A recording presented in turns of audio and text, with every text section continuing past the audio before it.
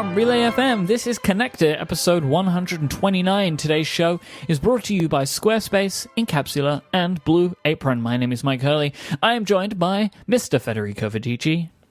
Ciao, Myke. And Mr. Stephen Hackett. Howdy, boys. Howdy, partner. Happy Valentine's Day to you both. You too. I couldn't think of anything better than spending my Valentine's Day with you two talking about reality television, and that's what we're going to do later on today. Nothing came to mind? Not sure how to respond to that, but thank you. Oh, no, I have many offers. You know, there are many things I could do, but this is the one I would choose to do the most. Oh, you are very sweet Valentine, Myke. Thank you. It's a pleasure. And I would like to wish a happy Valentine's Day to all of our listeners, too. Can you guess what Valentine's Day is called in Italy? Just try to imagine how could we say Valentine? Is it Valentino? Yes, perfect. Yeah! Oh my God, you're pretty good at this. Nice job. I've known you for long enough now. That's all it takes. Nice job. Can we do some Valentine's Day themed follow-up? I don't know if it's necessarily... Okay. There is a theme, but it's not Valentine's Day. No, let's do the Valentine's follow-up. The theme of follow this week is listeners have questions for Federico. Oh, okay. So listener Jim, starts Jim. This.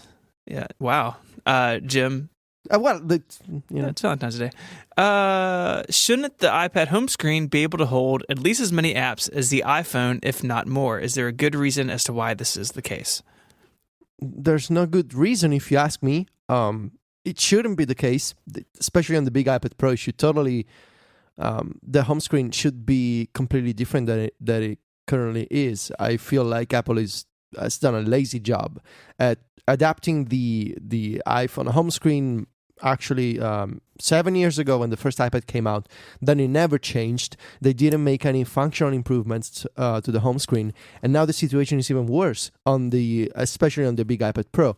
So there's no good reason, if you ask me, but I'm not the person. I don't know. I have no idea. Just like you, I wish I had a plausible explanation other than Apple has just been lazy and they haven't done a good job, with many iPhone interfaces, and the home screen is the perfect example. My favorite part is that your rows change as you rotate from portrait to landscape because it has fewer in portrait, and so if you change your orientation a bunch, your icons move around, which is infuriating even after this long. I have a question for you both. And I'll start with you, Federico. It's the same question. Do you believe that Apple in the near future, maybe within the next 2 or 3 years, is likely to change the way that the home screen looks on the iPad? I think it would be useful. I know, it definitely would be. Do you think they're going to do it? I think so. Because I feel like they also know that the current home screen is just an adaptation. I feel like the people who work on this stuff, they know, and I feel like it's a problem for them too.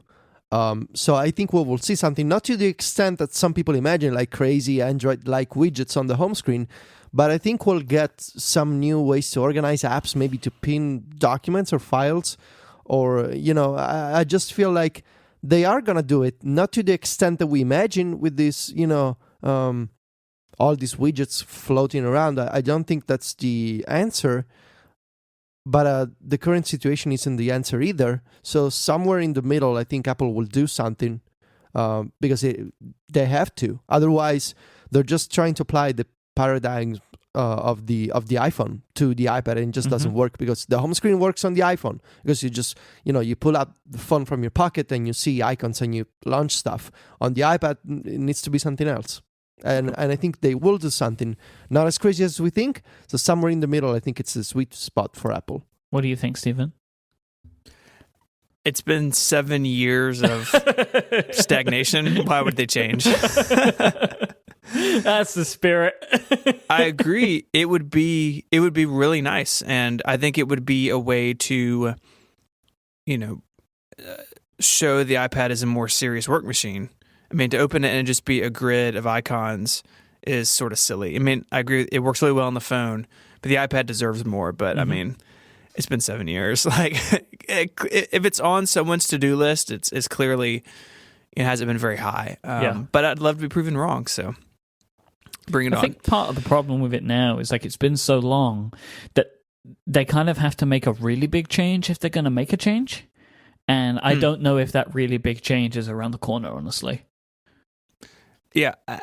The thing that I come back to is that you have widgets in Springboard with 3D touch, force touch, whatever, hard touch, whatever it's called this week.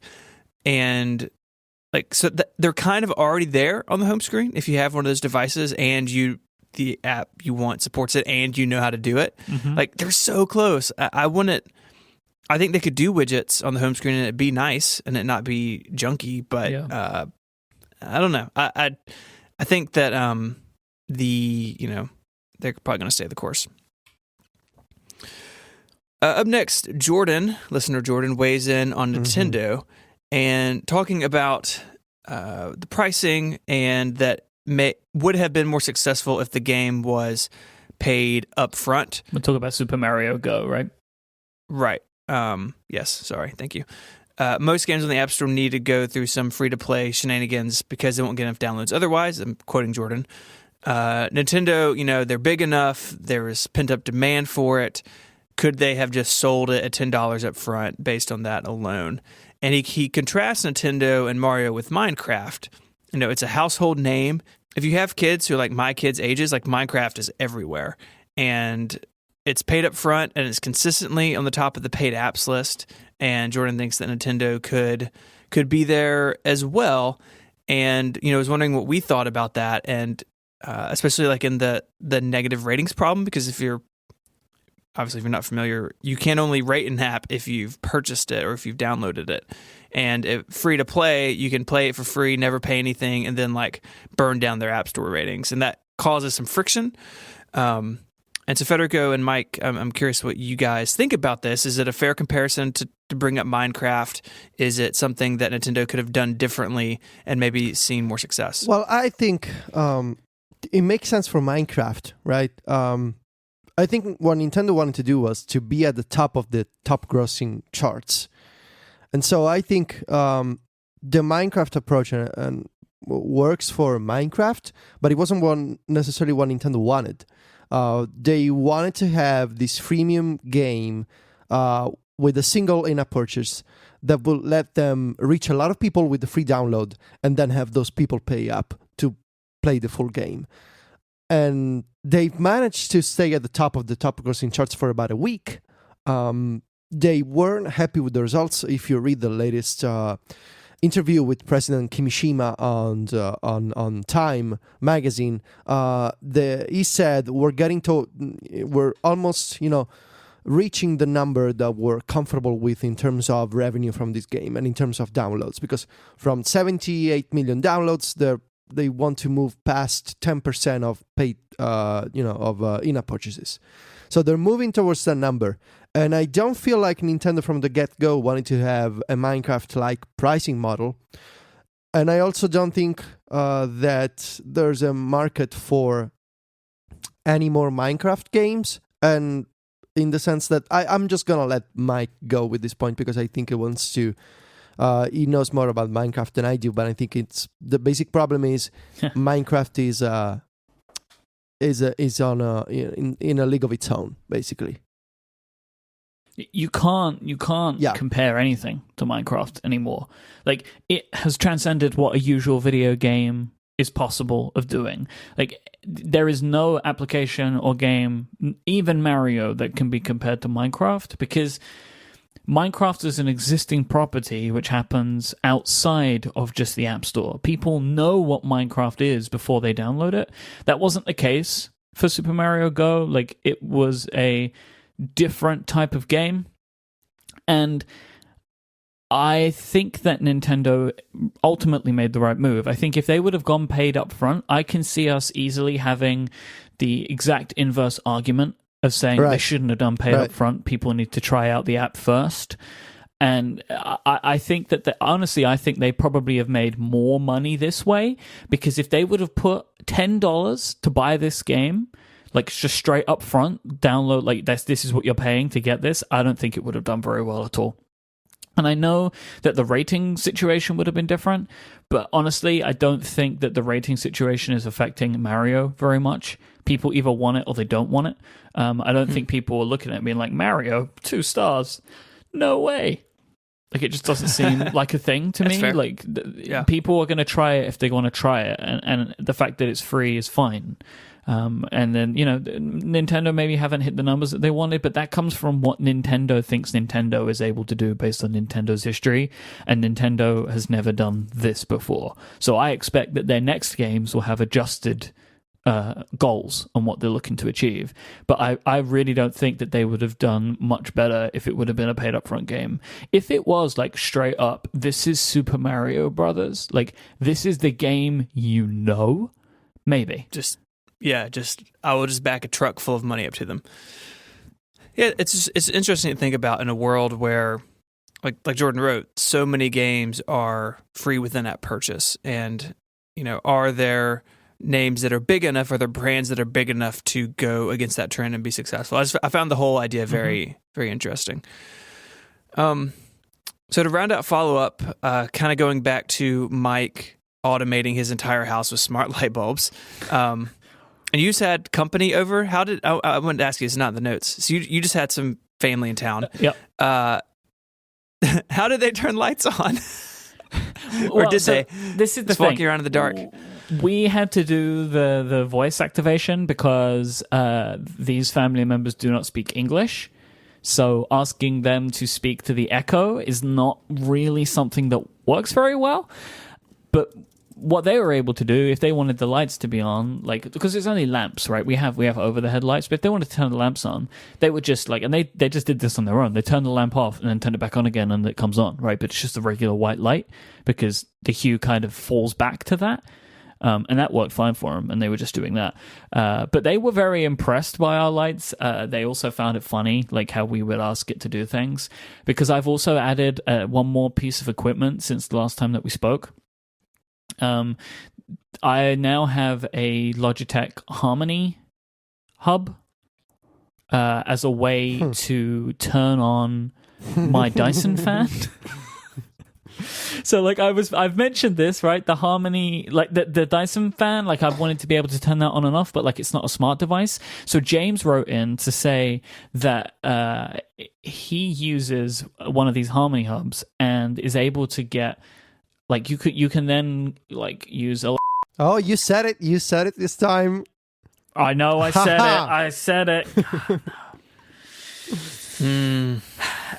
You can program it all together, so now I can say, hey, it's bedtime, or like trigger bedtime, and then the lights go off in the front room, they come on in the bedroom and turn on the fan as well, like the heater fan. So I'm pretty happy with that arrangement. But yeah, it worked fine, but they kind of found it a little bit amusing.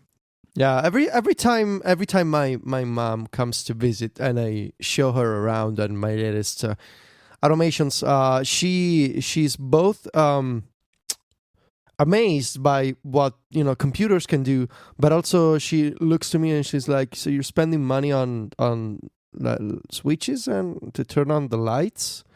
Like, to an extent, a lot of people are surprised that we're so lazy we cannot even get up to turn off the lights. But on the other hand, it's so convenient, just to...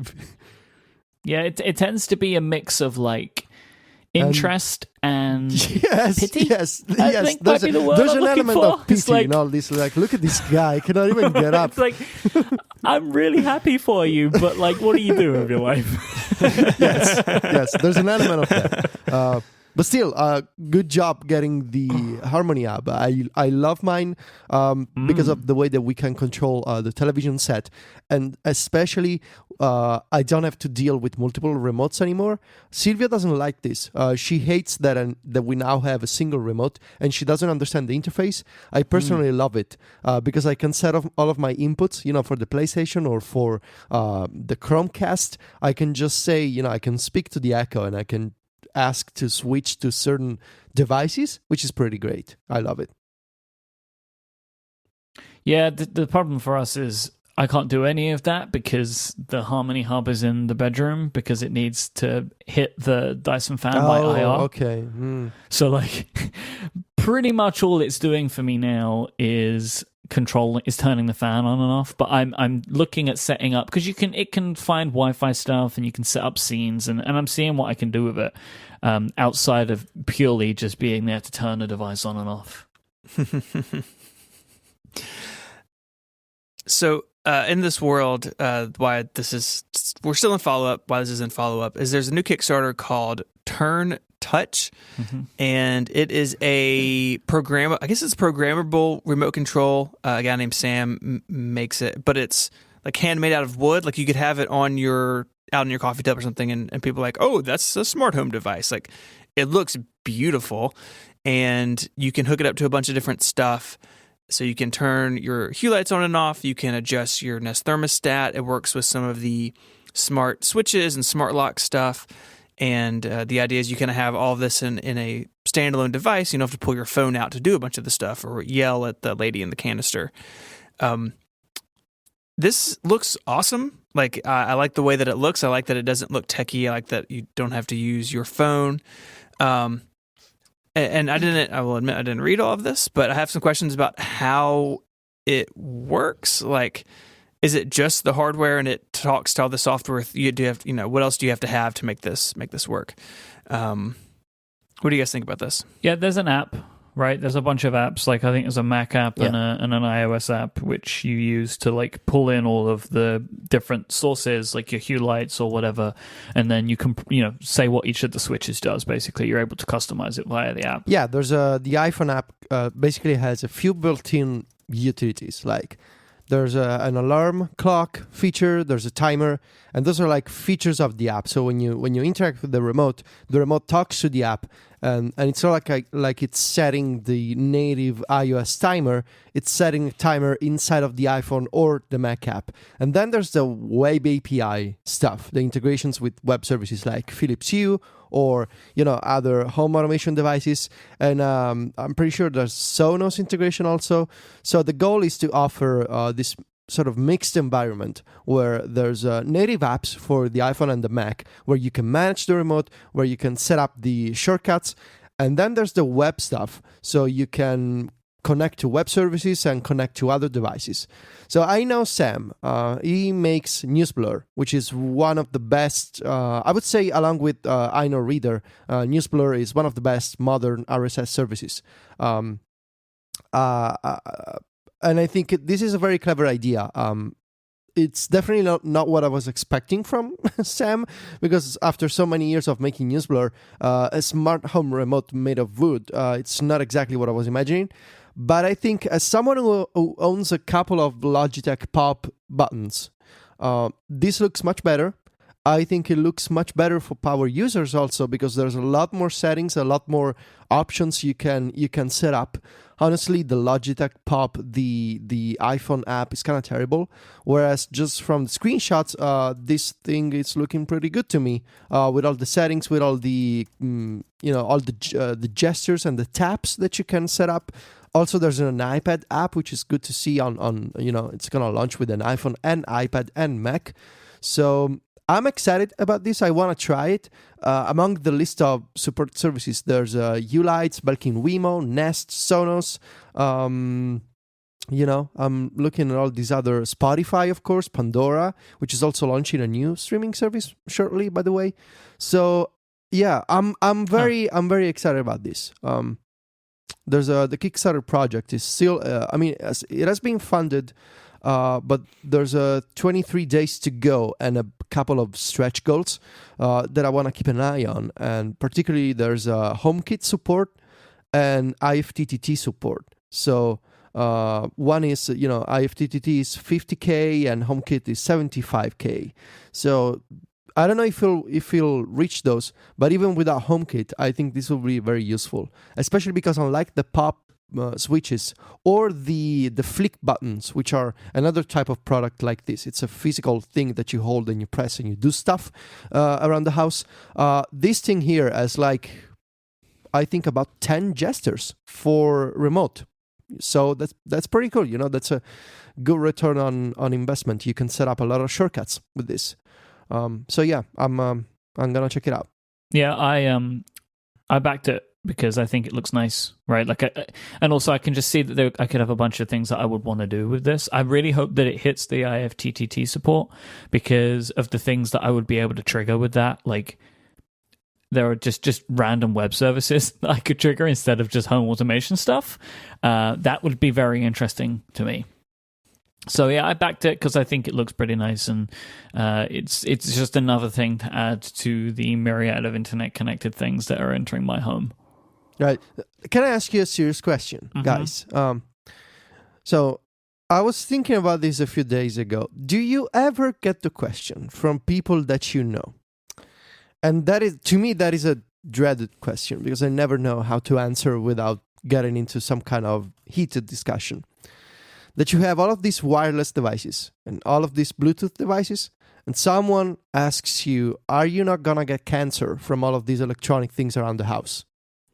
No one's ever asked me that question. Really? Yeah. Oh, man. Like, I was talking about the AirPods the other day. I was like, oh, they're super cool, the Bluetooth. And this person said, well, I really don't want to get all of these things. They're gonna make you sick. All of these radios, all of these wireless devices.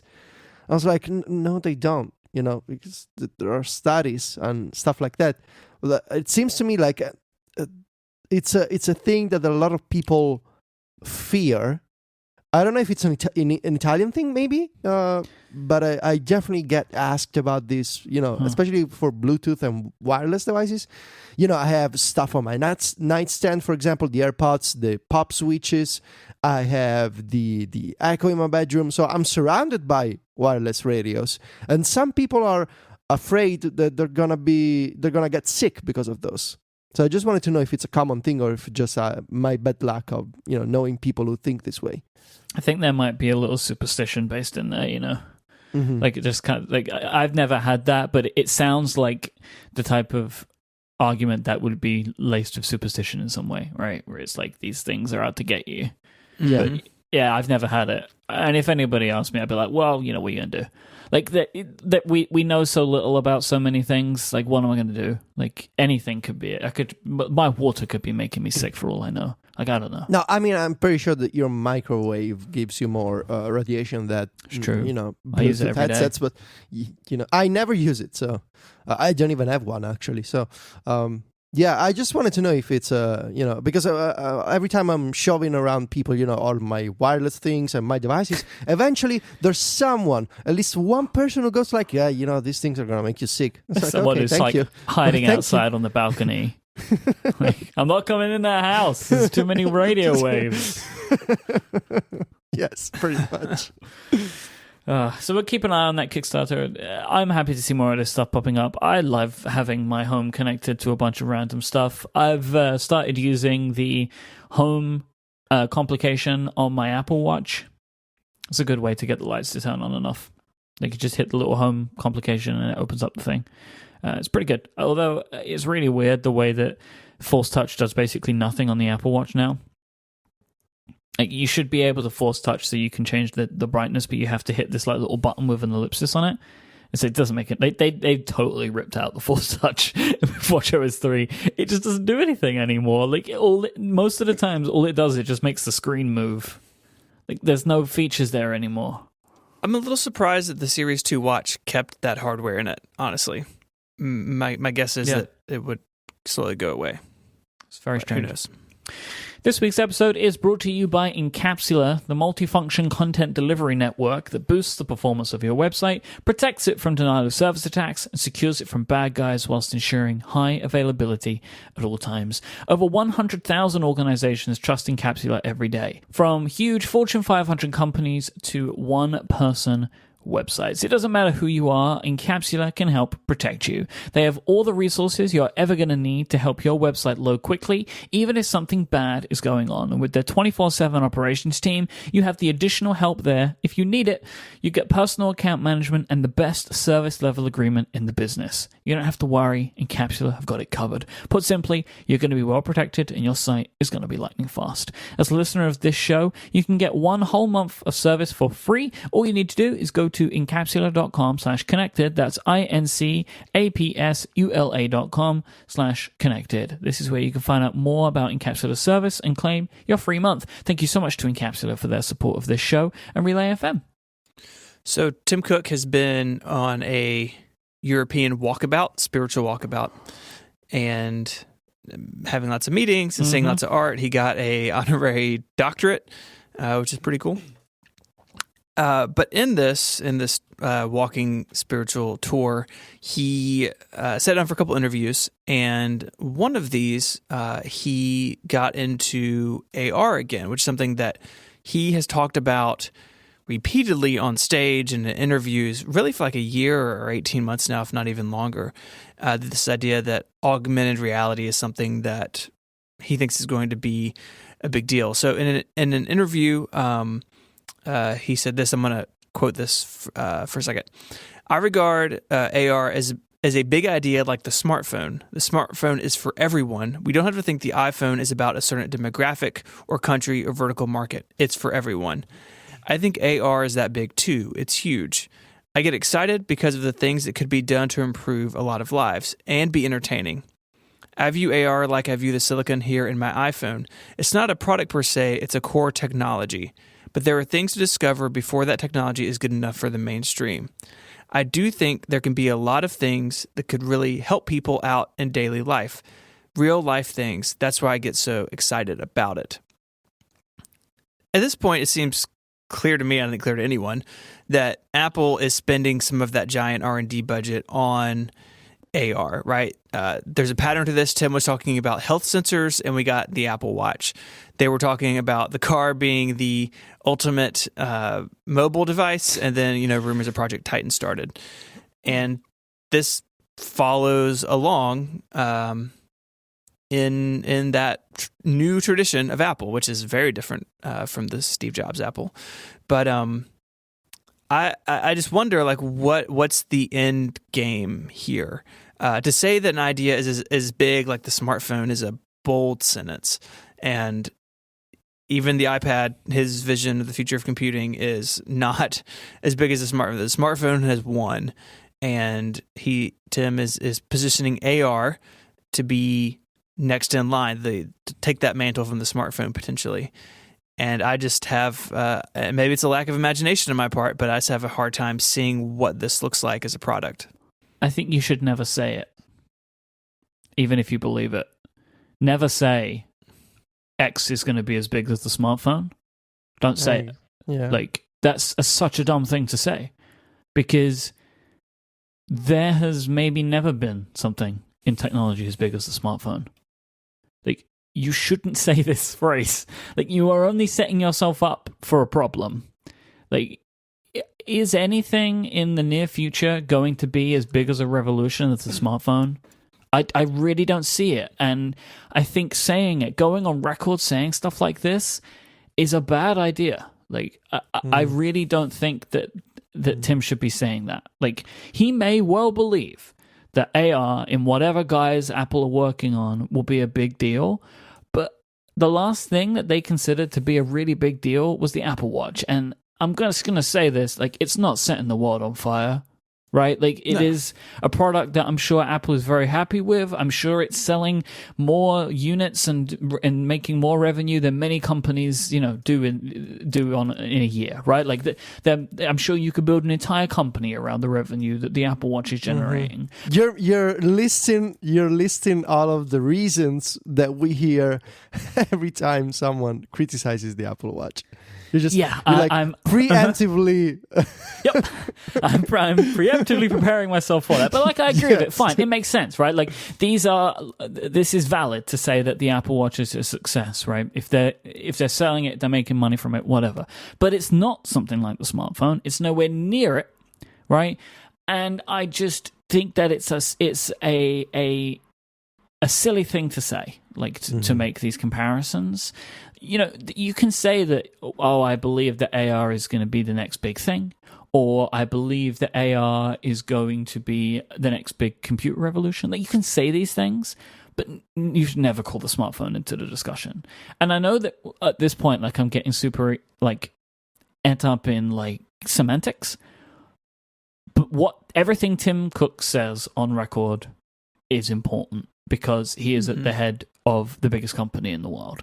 Like, so every phrase, every word, every sentence should, in theory, have been confirmed beforehand. Like, he has a team of PR people that work with him to make sure that he's saying the right thing at the right time, especially when he knows he's going into interviews. Yeah. And I just think this is a really weird thing to say. Yeah, but so taking this at face value, so Apple is working on AR. What could it be? Aside from dedicated devices, which I feel like we cannot really speculate much about because it could be anything, right? Could be glasses, could be headsets, could be, inside a phone. We don't know. I'm just thinking about what could it be in iOS and in the system camera app, because I think if Apple's gonna do AR, they're gonna start from an obvious place, and I think the camera app is a relatable, piece of software people know, people use, and I just feel like it could be interesting if some AR features Apple starts doing those inside of the camera, maybe inside of maps. I'm just thinking, imagine if we talked about this before, but imagine like any kind of exploration feature that involves maps and the camera could show you overlays of directions. There are already apps on the App Store for this. So I'm just imagining what Apple could do on iOS. Based on Tim Cook's statements, it sounds like it's not going to be, like a feature of the camera or like a feature of maps. It's going to be something more. And I think here lies the problem, which is if you say it's going to be as big as the smartphone, if you say it's going to be, for everyone, are you talking about a feature of the iPhone or are you talking about a new product, right?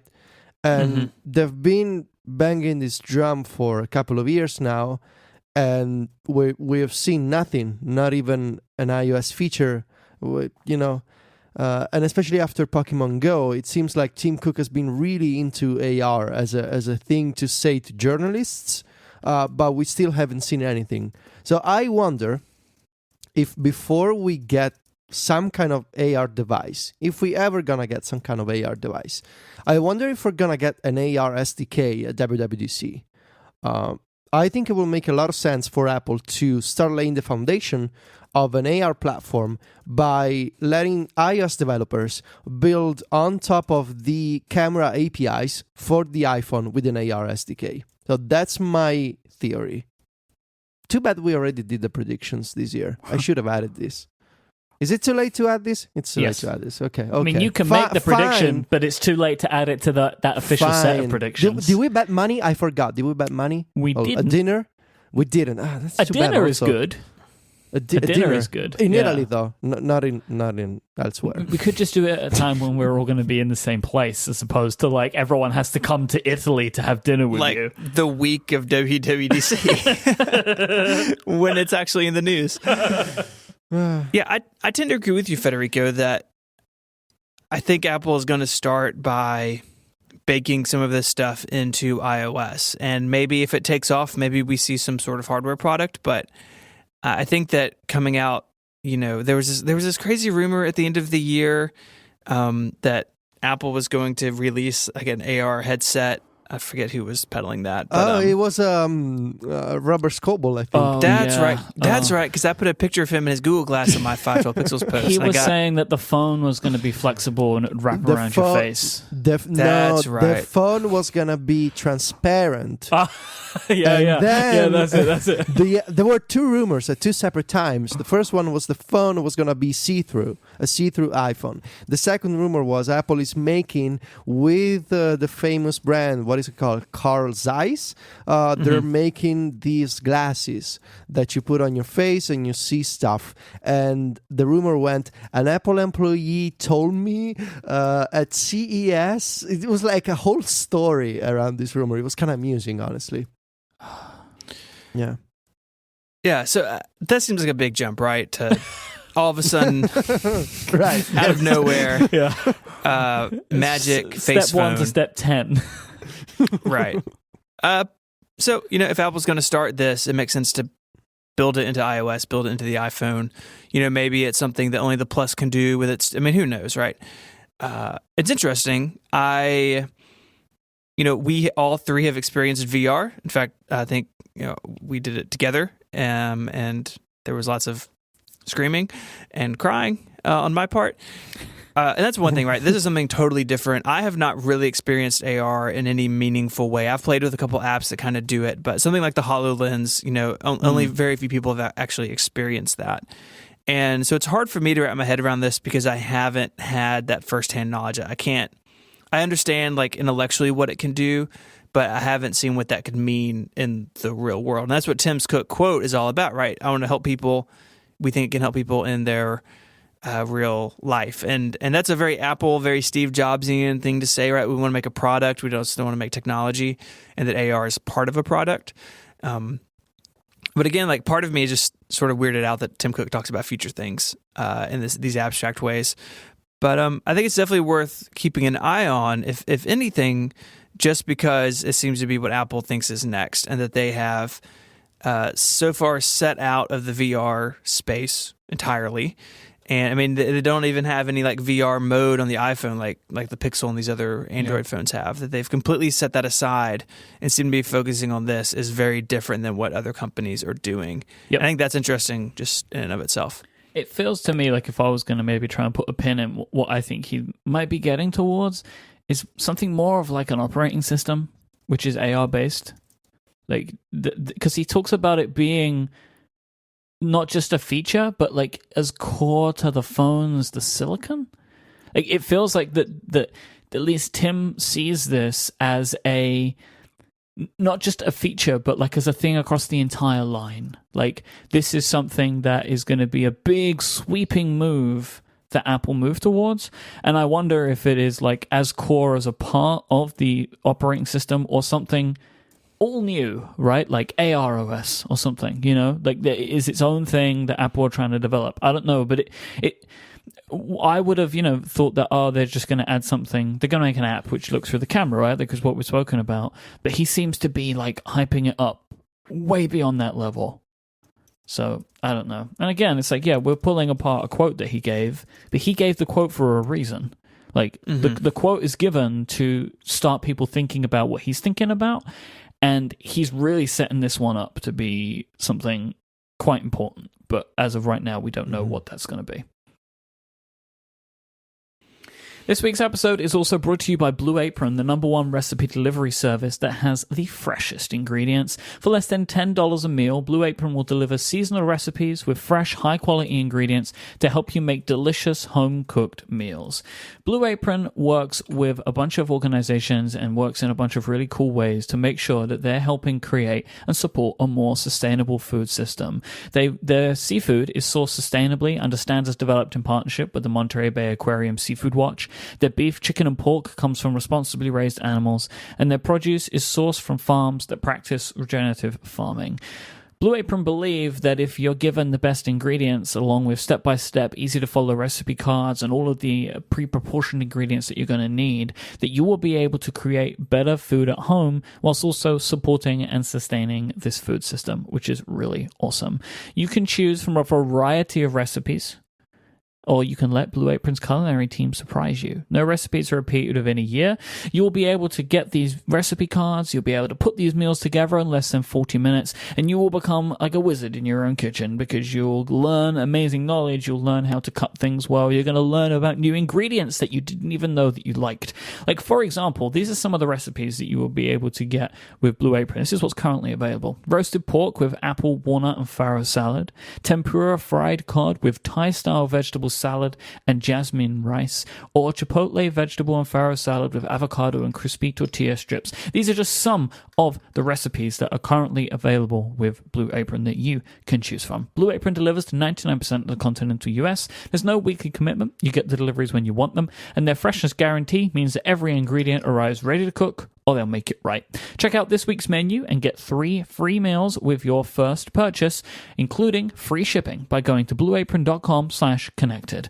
You will love how good it feels and tastes to create incredible home-cooked meals with Blue Apron, so don't wait. Go to blueapron.com/connected, and we thank them for their support of this show and Relay FM. Blue Apron, a better way to cook. I have had a song stuck in my head for about a week and a half. Can you sing it for us? All right. This is the theme music, the in-game music to Stagehand, which is a game that we've all been playing. Stagehand is from Big Bucket Games, who are responsible for The Incident and Space Age, which are 2 games that I know that we've all played and really enjoyed. Federico, you wrote a review about Stagehand. Can you explain what this game is? They call it a reverse platformer. So think about Mario games, like the traditional ones, the 2D Mario games. You control Mario, you run and jump from left to right. You control the character. In Stagehand, the character just goes automatically. He runs and jumps on his own. You control the stage. So with your finger, you swipe to move the ground around the character. So you swipe to move platforms up and down, and you swipe to remove obstacles that kind of come down from the quote-unquote sky. So you remove these barriers and you move the platforms. And it's a very unique twist, and it takes a while to get used to, especially because the game looks and almost feels like a traditional platformer game, you know, like a Mario game. There's some graphical elements that look like a Mario game, so your brain is wired to think, okay, I should control the character, but instead you must control the platforms. And it's the first 10 minutes, I don't know if it's been the same experience for you guys, but at least for me, the first 10 minutes are like, what am I doing here? What is going on? This game is unplayable. Then if you stick with it, it is a surprisingly fun and strategic game. And it's the kind of game that it's only possible on the iPhone, because it's only possible thanks to multi-touch. And it's a very difficult game.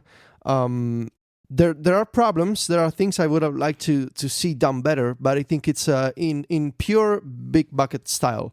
It's a very unique and iPhone only, not because of economic decisions, but it can only be possible on the smartphone. It's a very unique iPhone game. You mentioned about like you kind of have to get into it, and you really do, because all of the instincts that you have of a game that looks this way are wrong. And at least the way that I play eventually is I stop paying attention to the character very much and kind of just look up the path that I know I'm creating. It's a very different way to play these types of games, which I think makes this so fun, because it breaks the convention, and it makes it weird and fun in its own way, but it does make it hard to come to initially. But I would say give it some time, because when you lock into it, it's awesome. Like, this is such a fun little game. It's one of the nicest iOS games that I've played in a while, because it's doing something that we talk about a lot, which is it's playing to the strengths of the device that it's sitting on. Like, you can only really make a game like this when there's a touchscreen in front of you, because trying to do something like this with a controller would be really difficult, and it would be a lot more like you would only be able to move one thing at a time. But with Stagehand, you can move multiple things at a time. You know, like I might be pushing up one level to make sure that the platform's raised, and also raising like something over there so he's got a clear path. And it's really nice to play on all devices in different ways. Like I can play it really easily on my iPhone because I have the whole thing in my hand right there, and I can basically get everything with one finger. But when I'm playing with my iPad, I use 2 hands, and I'm moving stuff all over the place. It is a great game. I've also put a link in the show notes to a blog post that Cable Sasser wrote. Cable wrote the theme music that's been in my head constantly, and it's a really lovely post which kind of goes through the creative process, and Cable has included like all of the demos that he was creating of the music, and it's fun and in a way for me kind of heartwarming to see the way that somebody would create something like a piece of music like this, to go from humming it into music memos. We found the person that used music memos, by the way, all the way up to like having people playing trumpets in a music studio. Yes. Like And that was amazing. It's a really like in a way like I kind of get like choked up reading it and looking at all Honestly, of the videos and stuff. I just want to say anything that Cable does feels heartwarming to me. Because he's just the nicest person on the planet. There's something about Cable that feels like my mother's hug. You know? It's like it makes me feel nice. I don't know. If you've never seen Cable's talk at the XOXO Festival in 2013, you should watch it. I was there and I cried, and it's amazing. It's a very, very good talk about kind of burnout and stuff like that. So I recommend going and watching that. But yeah, I really like Stagehand. How much is it, Federico? You know, I don't even know. What is it? Let me go take a look. I'm going to this I want to website. say $2.99. I'm going to this website called Mac Stories to see if I can get the price from There's there. no price in my review because I don't put in. $1.99. Okay, I tend not to put in prices anymore. Why is that? Because I feel like if something has value, you're gonna read the review and you're gonna make up your own mind, and then you're gonna open the App Store and see and compare to what I wrote versus the actual price and your thoughts. I feel like putting prices in the review, it doesn't put you in the right mood to read the rest of the story. Very philosophical. Because you're just gonna focus on the price. Instead, I want people to think when they're reading. Same with ratings. I have a whole set of weird opinions about prices and ratings. Not the best time to talk about them, but that's what I do. Yeah. Anyway, $2. So go get it. It's a great game. Stephen, you have been creating your own game of sorts, I think, over the last few days. Game of sorrow. Oh. No, wow, is that a new TV series? So, Instapaper, starting on February 8th, had a extended outage, and there's 2 links in the show notes, one to their blog post, and then one to a post written by Brian Donahue, who is the lead developer on Instapaper, and has been for a while now. And basically what happened, it's not super important for our conversation, their database filled up. There was some information that Brian and his team didn't have, coupled with Amazon's kind of apparently poor reporting of this error, led to Instapaper basically filling up its database and needing to be migrated. It was down for like 31 hours. It came back up. As of today, February 14th, Instapaper has given us all a Valentine's Day present of our complete archives again. There was no data loss. It was just down for a long time and slow to recover. And anytime this sort of thing happens, I get nervous. I have a lot of data in Instapaper. I've been using it since day one. Like I remember whenever it was, it was like the first day of the App Store, a couple of days, Marco had it out.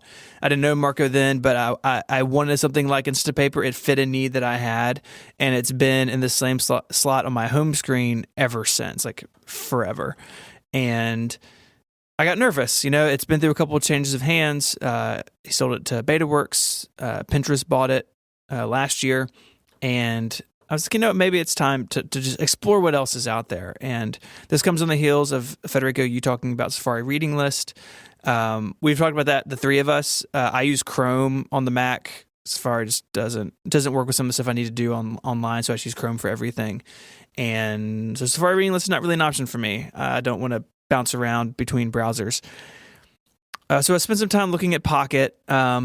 I have the same problems with Pocket I've always had. I don't care for the design. The reading experience isn't nearly as nice as Instapaper, although it has improved. It used to be that text was always fully justified, which is, I hate reading. The fonts used to be really poor. They have improved it greatly, but I still don't really care for some of the aesthetic choices. And so I spent some time looking at Pinboard, which, again, I've paid for Pinboard forever. Pinboard, you can save bookmarks basically online. I pay for the full text search. So if I'm researching something or I know I'm going to write an article in the future about something, I'll just send a bunch of stuff to Pinboard and then search for it there later, which is really nice. And because it caches that content, it's easy to find later.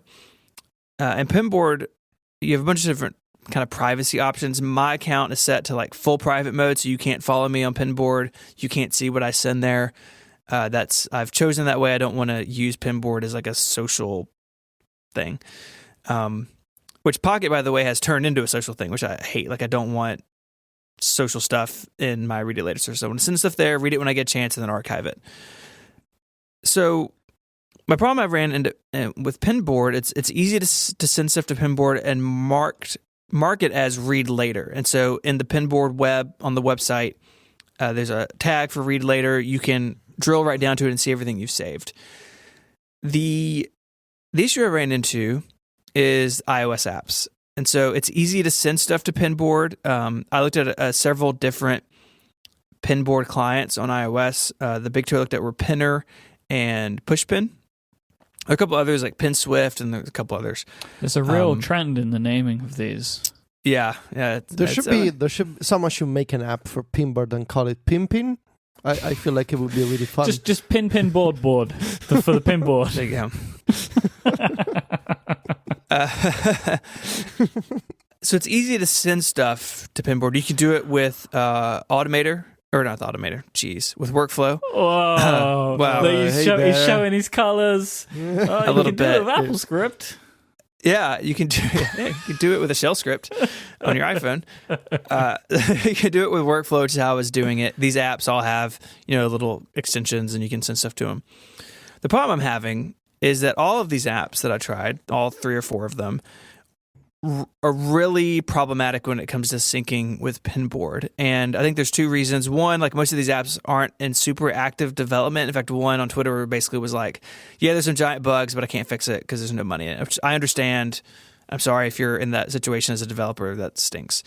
But I need an app that works at the same time. But because all of them really struggle to stay in sync with Pinboard, I think part of it is on Pinboard. Maybe it's their API. Maybe it's the fact that I have like 25,000 things in Pinboard. Maybe it's just too much data. But they don't sync very reliably. So I would send something to Pinboard via Workflow. So the Pinboard website would have it like instantly. But these apps would time out. They wouldn't sync. They'd sync incorrect data. And it was just a big nightmare. Like, this should be something that works very well. Like, Instapaper Sync works great. Pocket Sync works great. Pinboard apps don't. That doesn't really solve my problem. Pinboard does have a mobile website, but when you pin it to your home screen, it breaks their login authentication. So you try to log in like the mobile web app, it's on your home screen, and it kicks you to mobile Safari, and then it won't let you log in. So there's something broken there too. So I just gave up and went back to Instapaper. Mainly because Brian's post is so open and so honest about what happened, and he takes responsibility. And we've interacted a little bit. I don't know if you know who I am, but we've interacted a little bit on Twitter over the years, and like, he took responsibility for it. He's open and honest, saying they screwed up, what happened. Like, they didn't need to go into this detail, but they did, and that makes me feel better. Like, the outage is really bad, and like, no doubt Brian and his team had a terrible week last week, and comments like mine on Twitter didn't help. Like, I was upset. But they were open and honest about it, and they were. I think he's extremely humble in his writing. That that what went wrong, the buck stops with him as the lead on this, and I think that's great. And for me, that's enough to understand that this is a thing, that they are putting new processes in place, and that clearly Pinterest still cares about the product because they worked really hard to get it fixed and got it fixed faster than they said they would, and then Brian goes and writes his thing. And so all of that together makes me feel better about the outage, and makes me feel more confident in the service moving forward. So for me, I'm not changing. It was interesting to go spend some time with these other services over the weekend. I kind of wish the Pinboard thing worked better because I already have a lot of stuff there. It'd be nice to consolidate a little bit. But if you have an outage, if you have some sort of service disruption, I think the way Instapaper handled it, they were slow at first to explain what was going on, but on the back end, they did a really good job. And I think that's a really good case study. If you run a service or run a website or anything that people depend on, and you have a big outage, this is how you should handle it. You should be open. You should be honest. I'm sure it's uncomfortable, right? I'm sure Brian didn't love writing that. But I'm glad that he did. And because of it, I trust him. And I trust that they are going to make sure this sort of thing doesn't happen again. But even if you didn't, you kind of seem a little bit stuck because nothing even if I gives you didn't, what you wanted. I'm kind of stuck. I mean, and honestly, what I would probably do is like just use Pinboard and just log in through Mobile Safari and be done with it. But I like Instapaper. It still provides value to me in my workflow. I use Instapaper as like a holding place for reading and for things I want to link to, and so it's been part of that workflow, for a long, long time. And I'm glad that I don't have to change it. You should just start printing stuff. I should. That should definitely. Yeah. What if so 512 Pixels has a newsletter. I never use it, but I've thought about resurrecting it. But what if I resurrected it as an actual newsletter? Like instead of an email newsletter, I just mail out like a 3-page newsletter to everybody once a month. It's just articles you want to read. That's all it is. You just print them out on the printer, and then you pick them up, and then you photocopy them and just send them out to everybody. Yeah, so you don't have to wait for me to link to it. You just wait for the mailman to bring it to you. This is gold. These are all the things I was kind of interested in. Maybe you can read them, and if you are, great. Yeah, and when you're done, you can use this paper to, start a campfire or something. That's a weird use of the paper. I don't know. I've got camping on the mind. Why? Why do you have camping on the mind? Because we're doing camping? We're playing. Okay, we're really off topic now. We're playing this like spring break thing with my wife's family. We're gonna go camping. But Federico, have you ever been camping? He does it every summer. It's not traditional camping. It's what the Americans call glamping. Mm-hmm. It's hipster camping. I also think we're gonna sell it. The glamping house. Not sure yet. We don't go there quite often anymore. But I never did. I cannot do camping. What am I, an animal? Live in the woods with tents. So you've never slept in a tent. Why would I? Yeah, music festivals. That's the only time. I did. That's a good point. I did sleep when I was 19. Right after graduating high school, we went on graduation trip with my friends. We went to the Benicassim Music Festival. I slept in a tent for 9 days with 2 of my closest friends, and it was awful, but we were 19 and we were drunk most of the time, so that was okay. There it is. But as an adult,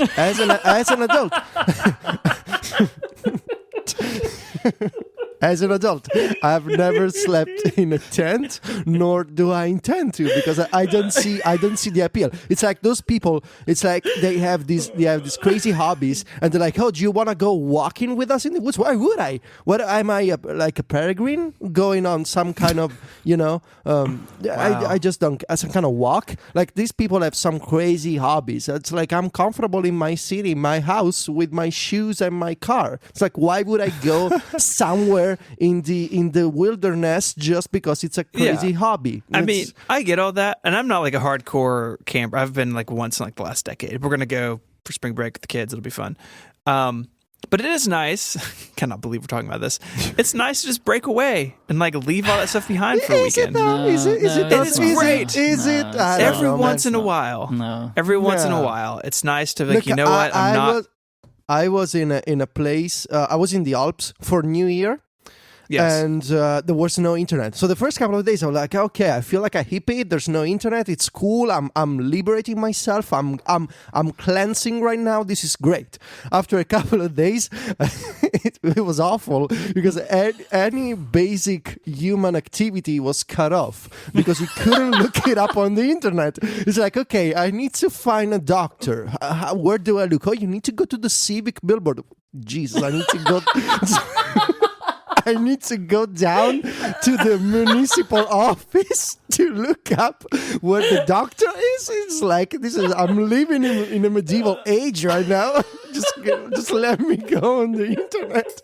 It's like this sucks. This is terrible. I'm never coming back.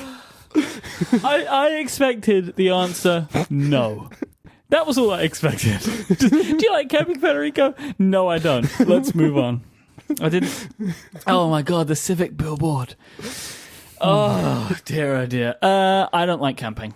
Never have. Never found it comfortable. It doesn't matter what I do. it's never comfortable for me. I hate camping. I don't like tents. I don't like sleeping bags. It's just not a thing that I enjoy. I've never liked it. That's cool, Stephen. That's great that you're doing it. I'm glad that you enjoy it. I'm happy that you can do it. You know. I'm happy. Me and Myke, we're just gonna hug. We're just gonna talk on Skype in our slippers. It's fine. You can go camping. We will be citying. That's what we're gonna do. Yep. Okay. Myke, can you just take over from here? Yes. I'll try and wrestle control of the show back. This episode is brought to you by Squarespace. Enter the offer code WORLD at checkout to get 10% off your first purchase. Make your next move with Squarespace. They let you easily create that website for your next great idea. And with a unique domain name, award-winning templates, and more, you'll be ready to show it to the world. Maybe you're looking to create an online store to sell camping supplies. Maybe you want to create a portfolio of photography that you've taken on your camping trip. Maybe you want to start a blog about the best camping tips. It doesn't matter what you want to make. Squarespace has an all-in-one platform that lets you do just that. There's nothing to install, no patches to worry about, no upgrades needed. You don't have to worry about anything. Squarespace, they've got it covered for you. They have award-winning 24/7 customer support. If you do need any help with anything, they're standing by. They're ready to help you. They let you quickly and easily grab the unique domain name that you're looking for. Squarespace really is that all-in-one place to get everything that you need. And they have those beautiful templates that I mentioned. They're all responsive. They let you show off your work on all devices, and they look great everywhere. Squarespace plans start at just $12 a month. You can sign up for a free trial. You don't need any credit card to do this. Just go to squarespace.com and you can really kind of get a feel for it and just see how Squarespace could work for you. And then when you decide to sign up, use the offer code WORLD at checkout, WORLD, and you'll get 10% off your first purchase and show your support for Connected. I'd like to thank Squarespace for supporting this week's episode. Make your next move, make your next website. So, yesterday evening, the trailer dropped for Planet of the Apps. In case you do not remember what this is the reality TV show that Apple are working, that a company and Apple are working, the production company and Apple are working together to make. It's going to be on Apple Music. Eddie Q was at the Code conference yesterday. He had an interview. We'll put some links in the show notes if you can go check it out. But I think that probably the biggest thing that came out of this, the thing that we want to talk about, is the trailer for Planet of the Apps. So in case you haven't seen it, let me kind of walk through some of it with you. It is very much as we assumed many, many weeks ago. This is basically Dragon's Den or Shark Tank, but for applications. There's a panel of judges. So the people that we've heard about, and we weren't really sure what their roles were, will.i.am, Jessica Alba, Gary Vaynerchuk, and Gwyneth Paltrow, they are judges as well as I can't remember the exact word that they used, but they're kind of people, they're advisors. That's what they use. So what happens is they're all sitting in chairs and someone comes out and they get on an escalator, which takes 60 seconds to reach the bottom of the floor. And when they're on the escalator, they give their elevator pitch. They kind of messed that up a little bit. They it's went called with an the escalator pitch. It's I know what they're trying to do, and I actually think that that's a fun visual, right? Yes. And it adds tension. Right, because as you're giving your pitch, you're getting closer to the bottom. I can see it.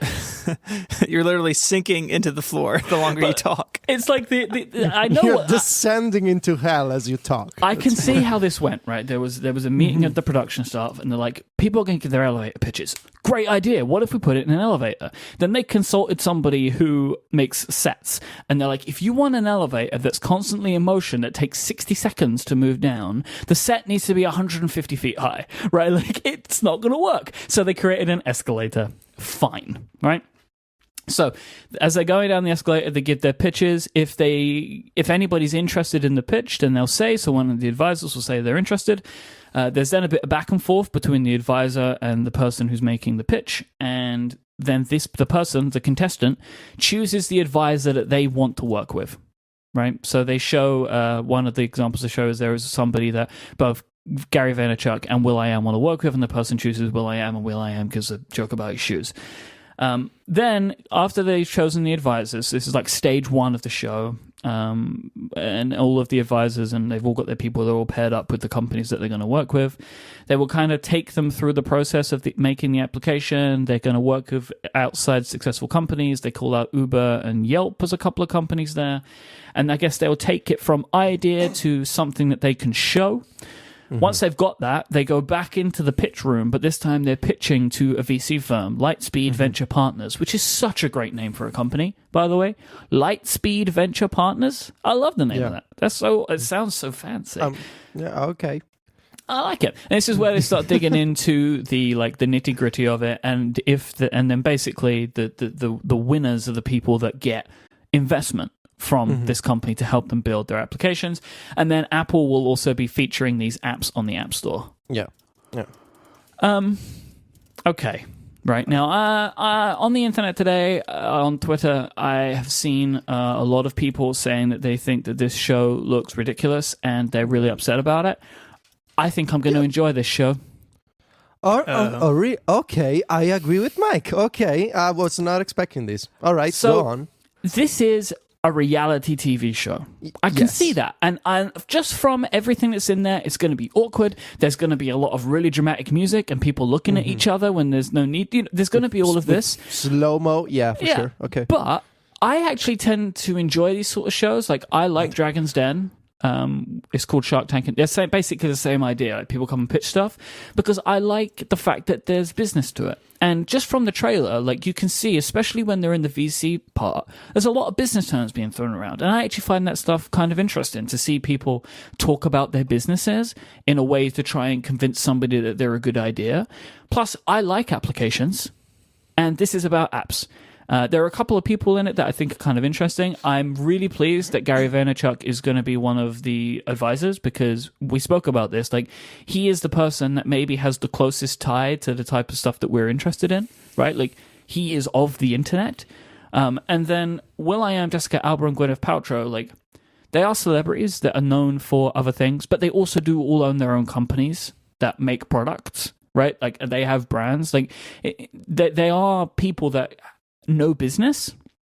So I'm fine. Like, I was just looking it up. I was like, I knew that Gwyneth Paltrow had her own company, and then I looked up Jessica Alba. She has her own company. Like, I'm fine with that, right? Like, these are people that they know the businesses that they know, and I mean, everybody knows what they like from applications these days. Like, there are so many jokes of like, oh, is Gwyneth Paltrow going to teach you about code commits? No, it's not about that, right? Like, I have no time for this type of thing. They are business advisors helping people try to understand their businesses.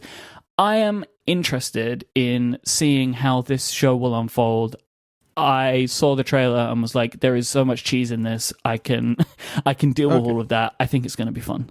I have, if you allow me, I have a couple of opening statements Yep. that I just feel I want to get out of the way. Okay. So, like both of you, we're really busy. I think we work very much. And when it comes, the end of the day, I like to relax with crappy television. I like to unplug and watch something stupid. And I watch comedies, I watch The Big Brother, I watch anything crappy that doesn't make me think. Because it makes me relax. And I worry about the business, I worry about, managing a team all day. When it comes, after dinner, I just want to unwind, I just want to unplug, and I watch stupid stuff. That said, I saw a lot of people on Twitter, especially, of course, complaining about how this doesn't reflect reality. I honestly don't know what these people were expecting. I mean, were you expecting Apple to explain the concept of apps to people using, I don't know, an Xcode crash course? Or were these people expecting Apple to invite people to WWDC?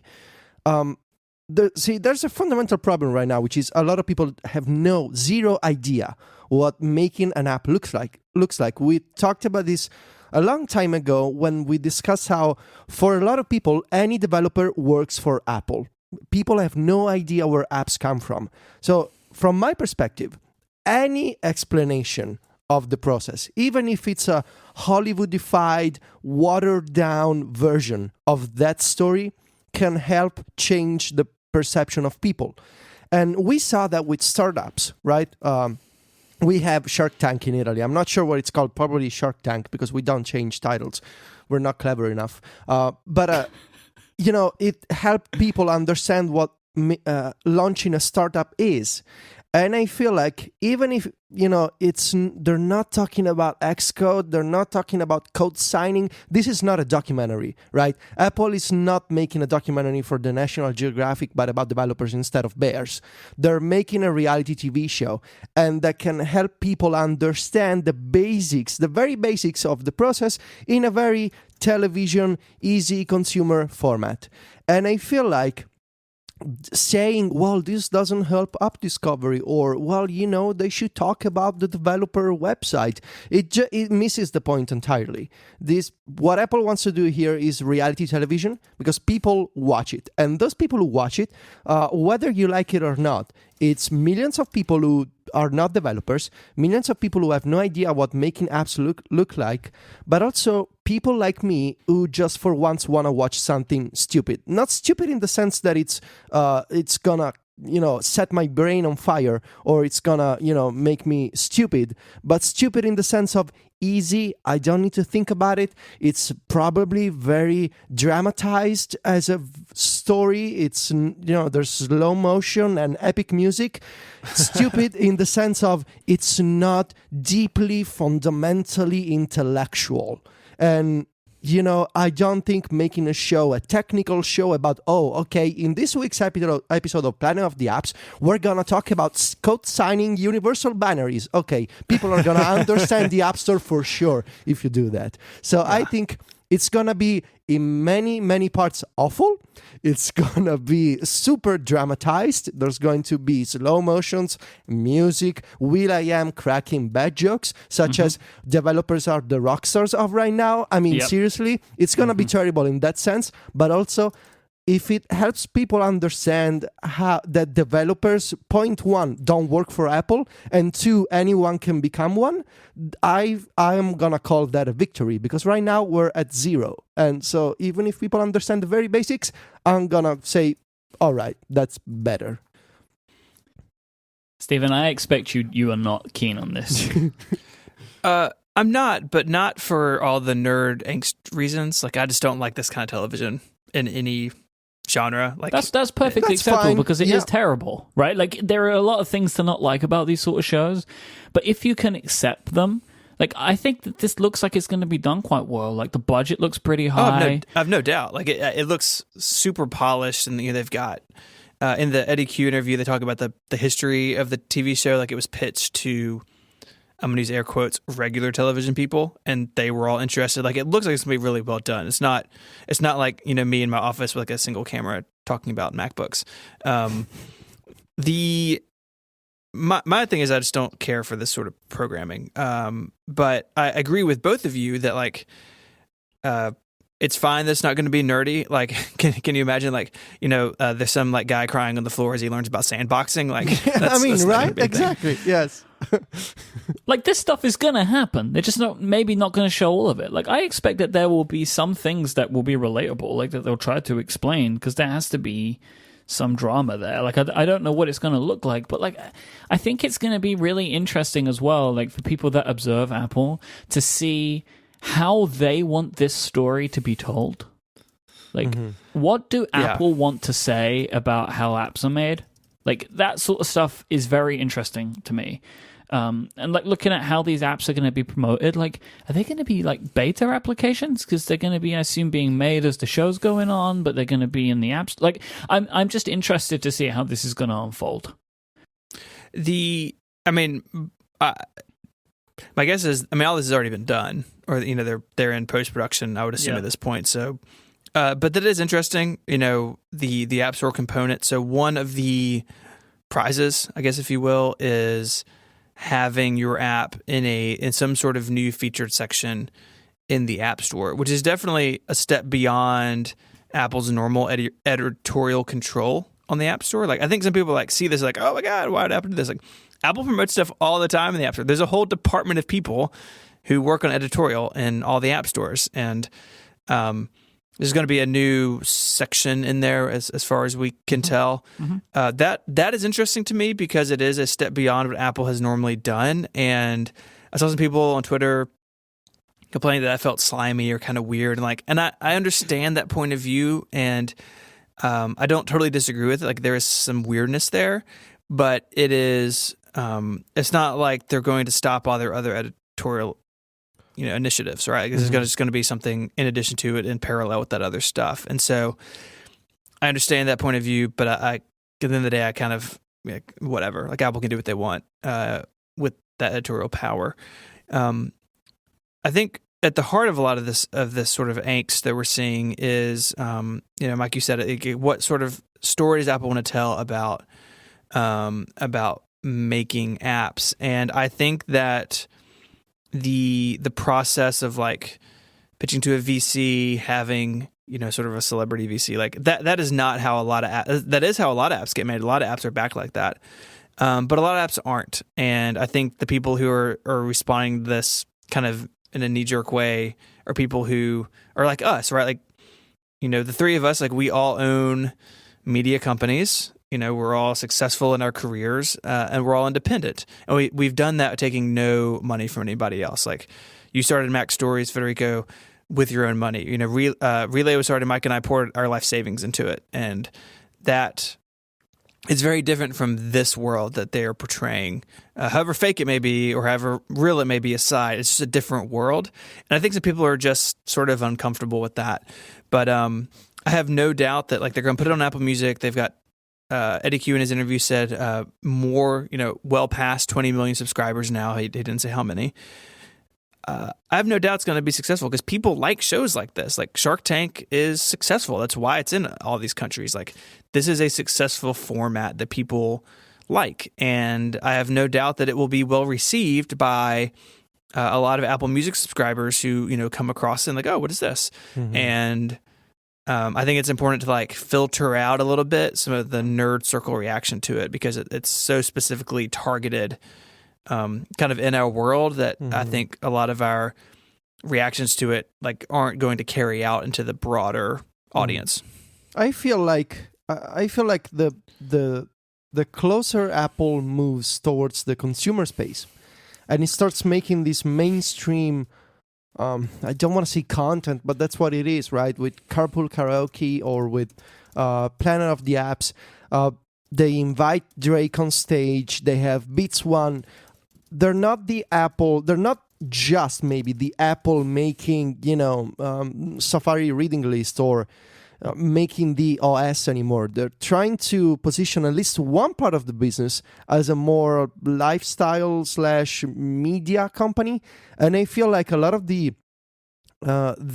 people who have been observing Apple, like us, that's tough to accept, right? That they're becoming this sort of Hollywood presence and force much more than in the past, right? And so when you see Drake on stage at WWDC, when you see Eddie Q talking about this Shark Tank like television show, or Apple Music starting to feature TV series and more video content, Apple putting money into original content, that makes a lot of people uneasy.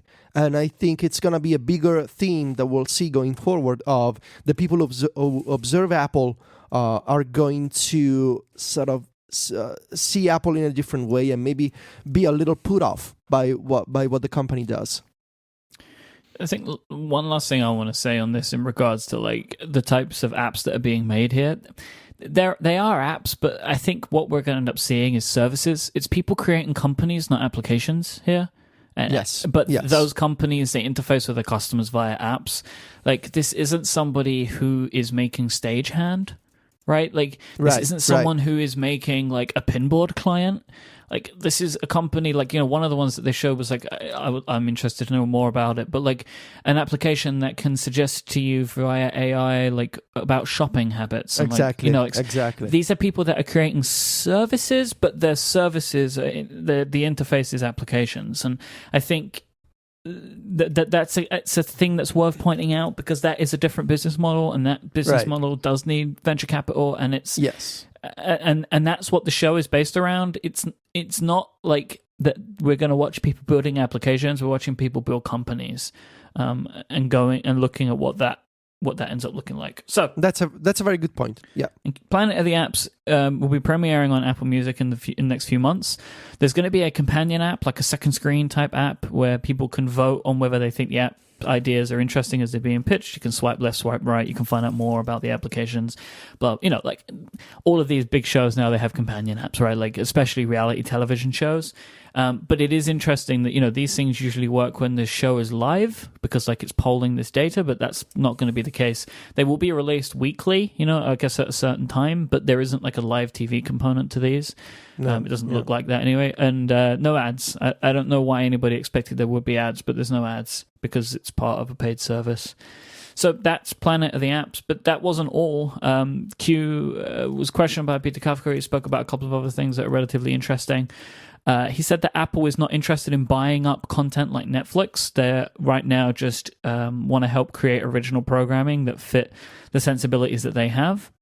There were a couple of questions asked around podcasting, and Q said that he can see that there is a resurgence right now, that iTunes needs to do more, they want to do more. He seemed to dodge a question about like the fact that Gimlet had asked via Peter Kafka if they can get information about the people that subscribe. This is basically pulling up that thing that happened in the New York Times a while ago. Eddie shook that off and basically said, we've got some stuff that we're working on. Yeah, I found that particularly interesting. I mean, granted, you and I own a podcast production company, but I really feel like that. So if you subscribed, is this even still accurate, Federico? I don't, like, at least in the newsstand days, if you subscribe to a magazine through a newsstand, you could elect to send some very basic contact information to that magazine publisher. And to date, I think that's the only exception to Apple's like you don't know who your customers are rule. Like it's the only hole poked through that wall. And I would imagine that Apple only did it for magazine people because they had to. That in some meeting and some planning somewhere that just had to happen. I don't see them adding that to podcasting and iTunes. And like frankly, I don't want it, and it wouldn't be that helpful to us. So I found that question, like I definitely rolled my eyes a little bit at that because there are people who want that in our industry. I think that's not the direction Apple should go. And frankly, I don't think it's the direction they will go because I really feel like magazines are that exception that they probably didn't even want to do, but they had to. But I did find that interesting. Also, our friend Aaron Myke, who produces the Lore podcast, got a shout out, which is pretty cool. A very successful show that you should check out. It's because it's going to Amazon. They're making a TV show. It's like a whole big thing. It's incredible, crazy. There's some other stuff in this article or in this interview. Q talked about some of their initial like iTunes Music negotiations and how they didn't go very well at first. They got pushed on the Amazon Prime not being there, and Q basically was like, "We have an open platform. They're welcome anytime," which is really cracked me up. And he was asked about Siri in this context of Amazon and their products, and he repeated the line that Phil Schiller has said that we've seen in some of the Apple media, that the best assistant is the one you carry with you. And they keep bringing that line out, and I don't know if they're not working on a cylinder with Siri inside of it, or that they are and they're just being coy about it. But they just keep rerunning that line, and I think every time they say it, it feels more and more dated because you can do so much with these other items, and the only thing that Amazon would have to do to like blow that out of the water is create an app on the iPhone that you open it and you tap and you're talking to their service. And there's already a third-party app that does that I use frequently. It's pretty good, but it just seems like a really like a thin ledge to stand on to say that because Siri is portable with you and on your watch and on your phone, that makes it better. Like that's true. Like it is nice to have the same thing with you all the time, but if it doesn't work as well as something else, and that something else could be on your platform easily, it's kind of thin ice. But all in all, it's an Apple executive interview. They're not sharing much. they were remarkably open about the process of creating the show, and I find like the process of media interesting, even though the show is not for me. I think that the way they got to the point where they're doing this show is interesting, and they say they're going to do more of it. So I think that we will continue to see Apple Music sort of blossom and spread out into these other areas, which is exciting, right? They're competing with Netflix and Amazon now in this new space, and I think that's pretty cool. Yeah, I would call it more interesting than exciting. Like I'm still coming at this with a little bit of trepidation. I know the reason they're doing this is to try and sell Apple Music, but at the same time, I'm also asking the question why a lot still, which is I'm just in a little bit of a conflict about it. And if they also showed Carpool Karaoke, they've had some trailers, and the trailers look pretty good. So I'm kind of I know that I will how I will feel about this when I actually watch the first episodes of both of these shows. And if they're both really good, then fine, keep going for it. But if they're underwhelming, it's going to be well, why are you doing this? If Apple were not truly trying to make excellent programming, I feel that it's just why, why? That's fair. That's my feeling on it, and it's quite a complex feeling. But I'm looking forward to Planet of the Apps. I'm interested in Carpool Karaoke just because some of the pairings that they show look kind of fun. But it's not all James Corden, which is upsetting to me. I think he's only in one of them, because I think he makes the show, but we spoke about that in the past. But yeah, we've got links to all that in the show notes if you want to check it out. And the rest of our notes are over at relay.fm/connected/129 for this week's show. If you want to find us online, there's places you can do that. You can go to macstories.net for Federico's work. He is at Vitici on Twitter, VITICCI. Stephen is at ISMH, and he's at 512pixels.net. And I am at iMyke, IMYKE. Thanks again to our sponsors this week's episode for helping support the show, Encapsula, Blue Apron, and Squarespace. And as always, thank you for listening. Until then, say goodbye, guys. Arrivederci. Adios.